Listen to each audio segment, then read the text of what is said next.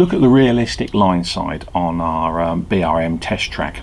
You can really see all the individual blades of grass, and then it's not just some ground up foam chucked onto the scenery. This looks like the real thing. It even feels a bit like the real thing when you run your fingers over it. And doing this is fairly quick and simple. Now, we've used some, I'll be honest, quite pricey scenic mats as the basis of this, and then we've augmented them later on. A far cheaper and very, very popular way nowadays is to use electrostatic grass to achieve the same effect for hardly any money. This board's nothing special. It's a little piece I've made up as a test piece that I can use as a small diorama. It's just an ordinary old bit of plywood, a bit of an offcut.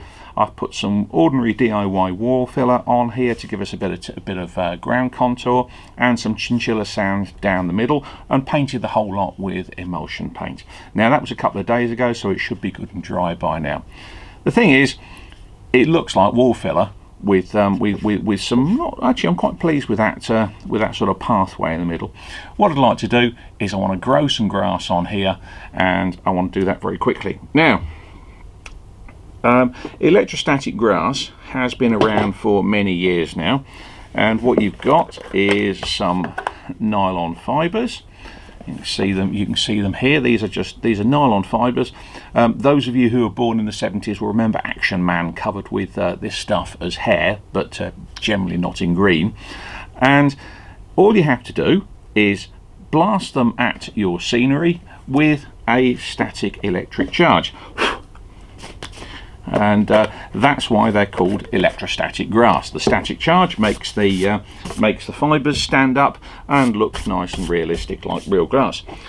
Simplest and cheapest way of doing that is one of these sort of puffer bottle things. You literally puff your grass all over the scenery, but it's time consuming, and it doesn't half hurt your fingers when you're working like that if you're doing a lot of it. Traditionally, the other option was to go for a fairly expensive 70-80 quid unit that got a battery in it and would shoot fibres all over the scenery for you, and people would go, "Oh, that's a lot of money for it." There is now, handily, a halfway house from DMG Electec. This is a very modestly priced electrostatic grass applicator. And when I say modestly priced, I actually mean that there'll be various YouTube things out there telling you how to make things with fly swats and tea strainers. This is the proper tool for not much more than your fly swat and tea strainer. And when I say the proper tool, I mean it's actually got all the bits that you really want. You have a handle with the batteries in it, and we are only talking a couple of AA size batteries in the compartment on the back, so you're not talking massive amounts of power required. There's a hopper, and this is where it beats the tea strainer versions, because you've got a hopper that the grass goes in. You've then got a pair of mesh covers. These will be electrified, and the great thing about it is when the grass is in the hopper and you carry it around like this, it doesn't go everywhere, unlike the cheap versions. So you've got your tool there. You can switch it on. There's even a little light on there to indicate when the power's on. Earthing lead. We'll show you how all this lot works in a minute. And as I say, for the money, this is a very, very nice tool indeed. It comes with a packet of electrostatic grass. It comes with a brush so you can clean out the inside of your hopper. Don't use it for anything else because it really needs to be nice and clean. It's also quite useful for cleaning up buildings and anything that's got grass on it, because this grass does tend to stick to places, and you'll eventually be looking closely and go, "Oh, there's some grass halfway up that wall." As I say, you also get two meshes, and that's quite unusual. That is actually quite a sophisticated thing, to give you two meshes so that you can use different lengths grass and you can get different effects out of the device. There is, of course, some operating instructions which are in multiple languages and give you some interesting information that says, for example, although the rated voltage is 3 volts because you've got two AA batteries in there, the output voltage is 3000 volts. 3,000.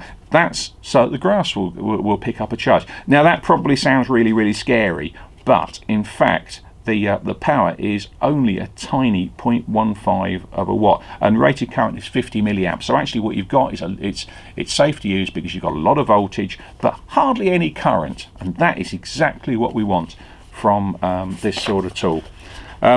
All the details, you've got instructions on the back. That's all lovely, but let me crack on and give you a bit of a demo. What I'm going to do is I'm going to grass one side of this, and I should say I'm not just going to give you the basic grassing, I'm going to give you the advanced stuff as well, because I think this is a good tool and there is a lot you can do with static grass. You can just cover it with green fluff and that's lovely, but I would rather go to town a bit and show you how to do some of the more advanced scenic methods as well, because I like electrostatic grass. It's good stuff. It really has made a difference to how our model railway layouts look. Right, this is perfectly ordinary PVA. There are lots of glues out there for you doing this job. I'm perfectly happy with ordinary PVA, but there are others that tend to work a little bit differently. Perhaps go tackier or stay tackier for longer. I think like a lot of these things, you need to work out what works best for you and try a few of them. Right, there's my PVA. What I'm doing is I am spreading it around with a cheapy paintbrush. Don't use a good one for this because at some point you will forget to wash it out, and it will stick all the bristles together. So don't use a really good one. These things cost, you get piles of them for a quid or something. Right, so there we go. That's nicely covered. Just go over the edge of the path a little bit as well. Right, there we go. That's covered. Now, what I need to do is I need to wait for a little while for that to go tacky. Don't want to do it while it's completely wet. I want it tacky. So put that to one side while I fill up the hopper. So a proper look at the device. The hopper is in here. This is where the grass will live. So let's put some grass in here. I'm going to just use the grass as it's supplied, but what I would actually tend to do for a lot of stuff is I would mix up the colours a bit so that you get more variety in there. But for the moment, we will just use the grass as supplies. This wire here is very important. This will provide the positive current, and it should be touching the grill. It's very important. It touches the grill. So I'm just going to tweak that slightly. Do not touch this with your fingers once this tool is on, because you will get a mild electric shock. Okay, that's how static grasses work. That's nothing to do with this particular tool. This is the earthing wire. Right, put this out of the way because I am wearing a black shirt and it will be very messy and it'll all stick. You can see it's already sticking to it. This is going to have to go in the wash. Okay, right. What I need to do is I'm going to create an electrical circuit effectively. Earth in the PVA, positive coming out of the grill, shape the grass over it, and the electrical circuit between the grill and the grass and the running around that way will make the grass stand up. There are lots of ways of earthing this. You can put a nail or a pin into there and clip the earth wire to it. I prefer to use a screwdriver and poke it into the PVA. Now the important thing is it needs to be in the PVA so the whole PVA is effectively electrified. Then all you do is take your thing and shake it. That should be whilst holding on to the button, and you can actually see that the grass is standing up quite nicely. This is a messy job. Let's not mess around here, so to speak. This is a messy job. This grass goes absolutely everywhere. But look, it's already standing up and nice and fluffy. Now I'm putting loads on here. You might think, well, that's a bit of a waste, Phil. No, it's not a bit of a waste, because the next stage involves a handkerchief and the nozzle from a vacuum cleaner.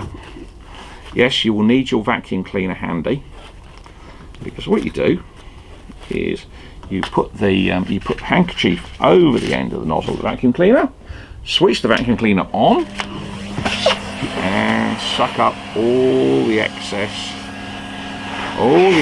fibres. Look at that, look at that, all gone into that, all being collected by the handkerchief. I will also tend to run it over the stuff that I've put on. Try not to touch it as I've just done there, but that will get hidden in a minute. And there we are, all the excess fibres have been collected. And they are now all in the handkerchief. And they can all go back into the hopper.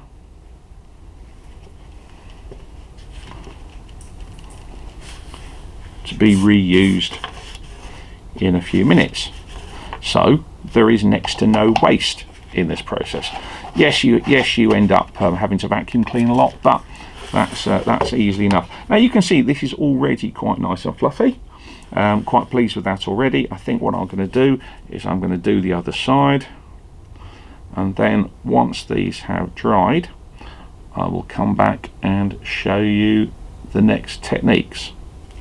Right, here we go.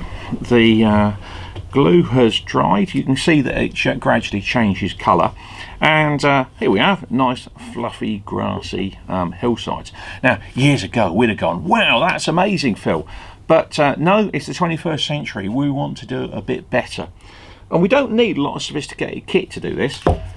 I have reloaded the static grass tool with some different colour fibres. These are actually some Woodland Scenics fibres that I'm using now.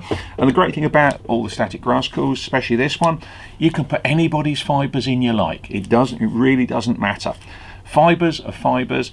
The tool will deal with them, and it'll do everything exactly as you want it. So you can chuck in anything like that, different lengths, different colours. You could even go for some of the really wild colours that 247 developments do, but most we'll be sticking to green.